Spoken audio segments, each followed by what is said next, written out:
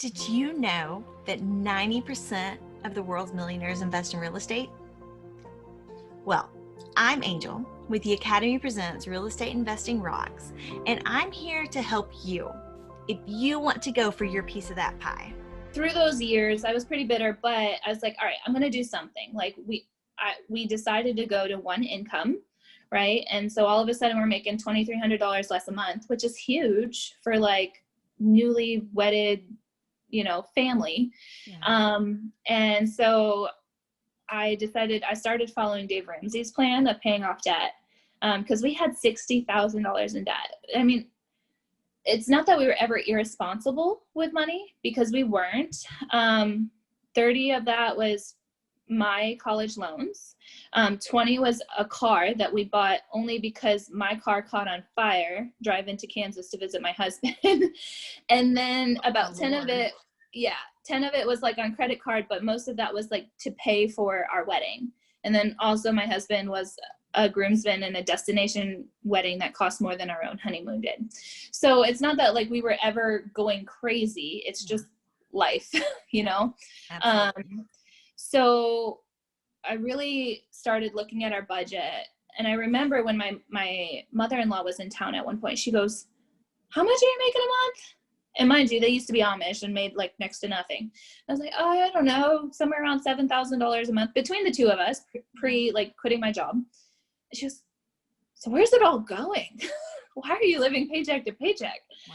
And like, I mean, something about the Amish culture, they're very honest, which I've learned to appreciate. But, it got me thinking. I'm like, I don't know. We did pay extra on our debt, like, but we were out also having a good time. So, after we had our daughter, I was like, okay, we got to make this work. And so I got really big on the Dave Ramsey plan. We paid off that $60K in less than 3 years on just my husband's income. And he probably made about $60K a year. So we were very much living what he called a gazelle lifestyle, just going crazy to pay off debt. Some people would call it a scarcity mindset, but it got the job done. Right. So then we went to Hawaii and we paid extra on like the house we owned in Kansas. And we started just socking money away at our retirements. I started following the Financial Independence Retire Early group. The FIRE movement is what it's called. And they're big on index funds. What I realized when it came to Dave Ramsey, like he has great principles for, I would say, the majority of Americans who just need general financial advice, get your stuff in order. Like I will never knock him. However, when it came to the investment part of it, baby step 4, it just didn't sit right with me. There wasn't enough there, like guiding me. Like, so I just did more research, and that's what led me to the FIRE community. They're very big Vanguard, Jack Bogle type people. So I learned more about the stock market and how that worked. And we just had a high savings rate. So we were saving a lot of my husband's income. And then when we moved to Texas, back to Texas here where we live currently, I accidentally landed a job. Music teachers aren't really needed usually, but here in Texas, oh my gosh, like teachers are needed here, but like specials teachers, especially music, like they are very hard to come by apparently. So I actually applied to be a substitute teacher just to get out of the house a little bit. We also had my aunt live in here who needed some extra money. I was like, hey, you can watch our children. I can have a moment back in the real world. And then I can compensate you accordingly. So that's why I applied to be a sub. And then all of a sudden within 24 hours, I had 2 principals calling me like, hey, will you come in, to teach full time? And I was like, whoa, that was not the plan. We just moved from Hawaii. My son just turned a year old. Like, I don't think I can leave my baby. But I was like, let me have lunch with my husband and talk to him. And they're like, okay, well, school starts like pretty much next week. Yeah, exactly. Let us know tomorrow. I was like, oh. So went and had lunch with him. You're K-12, so you have a BME, right? You've got the bachelor's in music ed? Oh, yes. Yep. Okay. So, and that's the only thing you can get in New York. I'm not really sure how it works here in Texas. Well, so I'm a generalist. So Okay. I've got the EC through 4 generalist and the 4 through 8 generalist. So I can Gotcha. kind of teach any subject through 4th grade, and then anything except for PE and music through 8th grade. Nice. And I can't remember not being able to read music. I've been playing piano since I was like 4. Oh, wow. And so that was how I got the music job, because I have a music minor. And that's how Gotcha. I got the K through 5 music teacher job. Okay. But Okay. I know what you're saying, because like I filled out my application after I was hired. Uh-huh. They hired me without an application, because it's finding music teachers is just, I Yeah. guess it's tougher than you think it is. Right. Well, in New York, like, they won't hire you. They're going to be like, well, where's your experience? Well, nobody's given me experience. Who's going to give it to me? And you also need to get a master's in education within 5 years of graduating, and you have to have 2 years of full-time teaching within those 5 years. So they have really high expectations there. I'm kind of grateful I'm not in New York. So when you talked to your husband and told him that there was like this job waiting for you, what did he say? Well, I mean, it was really nice that we had options, right? Like, we didn't need this salary. We were already saving about $2,000 out of just his salary alone, which is a pretty high savings rate. And we were socking that away. And so I told him, like, you know, I did a lot of reflection in those 3 years. And I was like, look, you know, obviously personal finance has been like a passion of mine. It's become a passion of mine between Dave Ramsey and then the fire and community and so forth. And I was like, if I take this job, we're going to save all of it. And then we're going to save all of my salary. And then we're going to invest in real estate. Like, because at the end of the day, like, passive income is the way to go. And they have this awful term that I very much dislike in the military, and it's dependa. And they even go as far as calling it dependopotamus. Basically, there are people out there who will marry into the military, so they don't have to do much. And they just kind of sit on the sidelines and just live off their spouse. But that's become like a general term in general. Like, if you're not out working, you're a dependa, because you're dependent on your husband or wife, whatever way it is. It's very nasty. It's a nasty term. So by that general term, I was a dependa, but it wasn't by choice by any means. It was not my first choice. So I told him, I'm like, look, like, if we invest in this real estate and it works out, like, we have this passive income coming in, and should we get stationed over in Germany, which we would love to do at some point, and it can be hard to get a job out on the market. You have to get like a green card or some sort of visa, special visa to work there. I was like, you know, we can have this passive income coming in. That's important to me, that I'm contributing. He doesn't care, but I care. We could have that coming in, and then I can travel with the kids and enjoy those experiences and not feel bad about it. I was like, I am done feeling bitter. I want to make the most of this. This lifestyle isn't going away. This is what you want to do, and I'm here to support you. But how can I make this work for me as well? And so real estate really just ended up being that solution for us. And it has proven to be a good solution over the last year and a half. So after I landed that job, I just started saving, and I started looking for that deal. And we actually almost closed on a bad deal, a really bad deal. We didn't know, you know, the long distance thing, you can't be there in person. You have to rely on somebody else's like word. So there was a double wide that we were going to buy for $40K. And we would have been hitting the 1% rule. I think maybe even 1.5. It would have been decent, but it would have needed work. And they're like, well, there is a little bit of mold here, but we think it's just from standstill air. And I was like, what? But you know, I'm just like, okay, sure, that makes sense. And we did some like FaceTiming, I don't know, but this is the realtor who's doing it, you know, the guy who has an interest in collecting a commission. Oh yeah.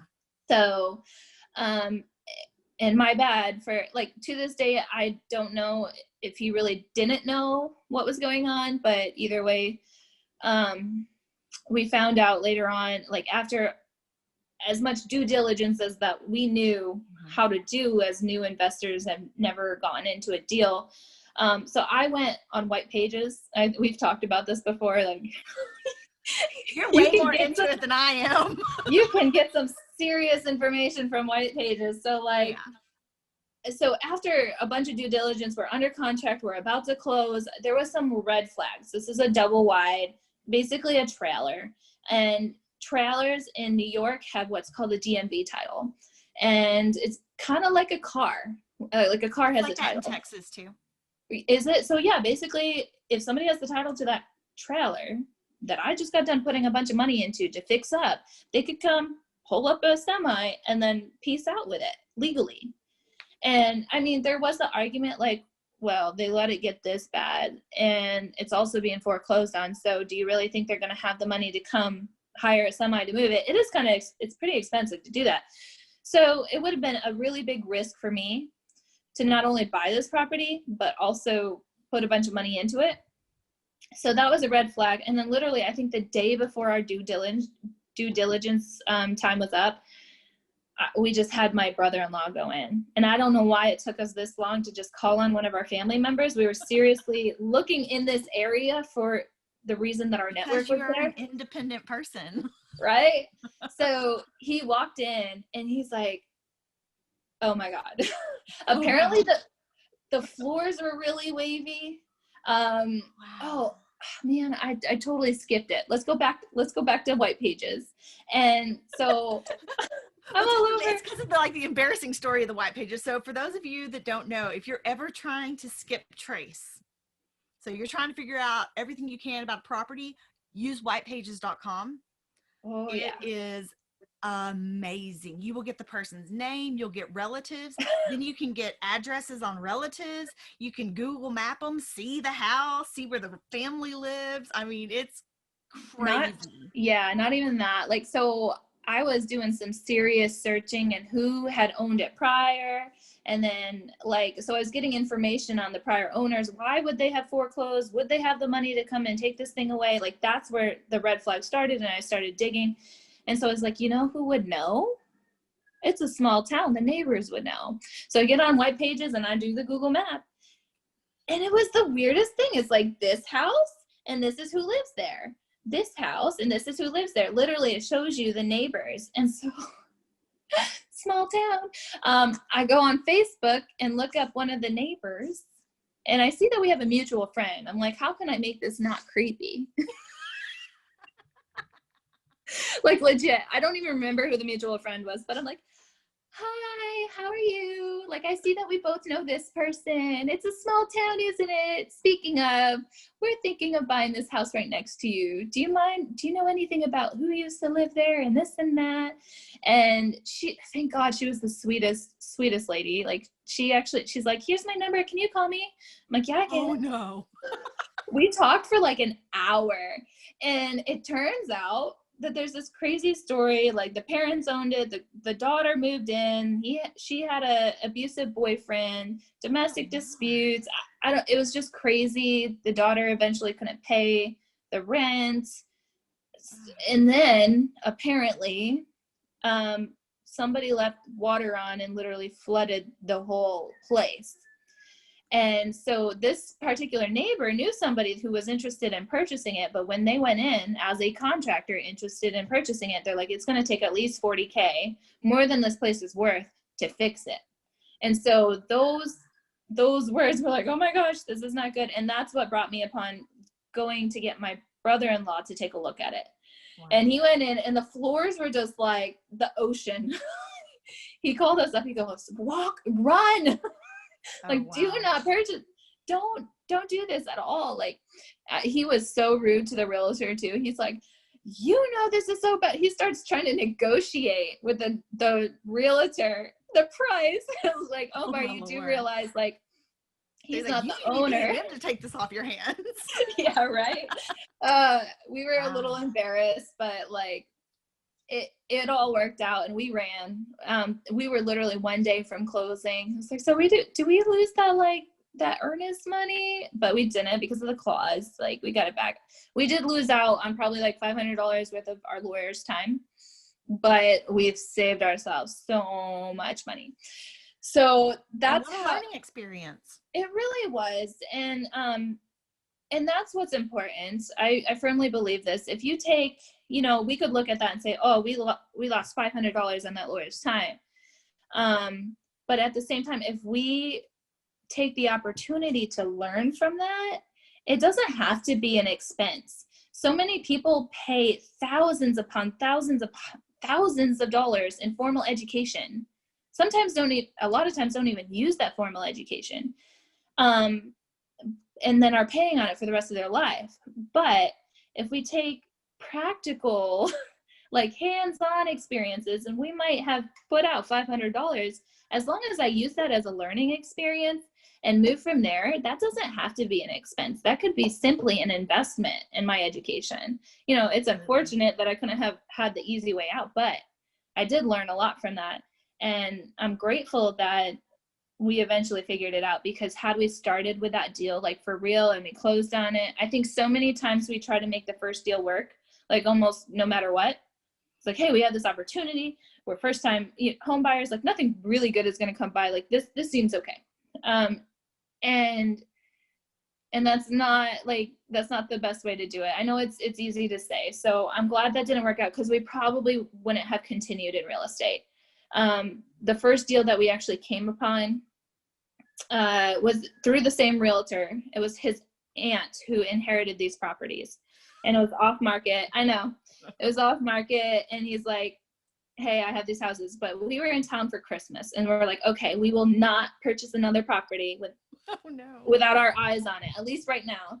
Especially and so we went and yeah, so we went and saw it like in person, like the day before we flew out, and it seemed like a decent deal.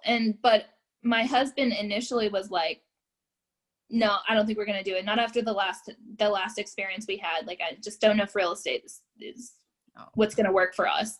Yeah. And so I almost like accepted that. But we brought my husband's brother along, my brother-in-law, God bless him, I love him, because he knew the area, and that city specifically has a lot of drug problems. So we wanted to bring him by and say, hey, do you think this is an area of concern, because you're familiar with it? So we brought him along. Turns out he's also about to have a big settlement come through. And he's like, well, if you're not going to get it, I'm going to get it. And I'm like, excuse me? No. That's it. This is my deal. Wow. So then the competitive person in me, like, I'm not even sure if we would have done it, but he was trying to come in on my deal, like this off-market deal that only we know about. And I was like, nuh-uh, I will find a way. Yeah, but you said something that I kind of want to back up to also. I have this problem myself.